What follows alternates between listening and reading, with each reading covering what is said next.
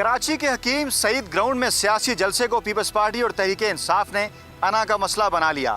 दोनों सियासी जमातों के कारकुनों के दरमियान तसादुम में कसूरवार कौन, आइए जानते हैं अरकान पार्लियामेंट से।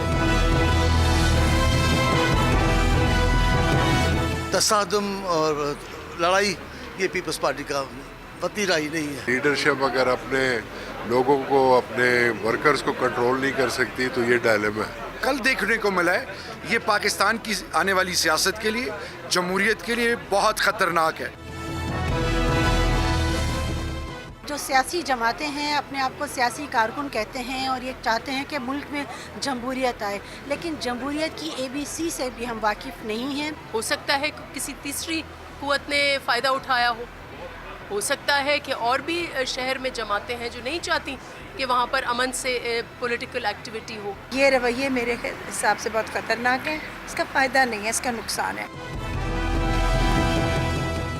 मुझे ये अफसोस है, ये हमारा एक अलमिया है कि हम एक दूसरे को बर्दाश्त नहीं कर सकते। ये रविश जो है ये कतन सही नहीं है और ख़ासकर जो है पुरअमन इलेक्शन और जमहूरियत के लिए ये इंतहाई नुकसानदेह है। ये माहौल जो है ये मुल्क के लिए नुकसानकार है। अरकान पार्लियामेंट का कहना है कि कराची में पाकिस्तान पीपल्स पार्टी और तहरीक इंसाफ के कारकुनों के दरमियान तसादुम अफसोसनाक है। मुल्क में जमहूरियत की मजबूती के लिए सियासी जमातों को एक दूसरे को बर्दाश्त करना होगा।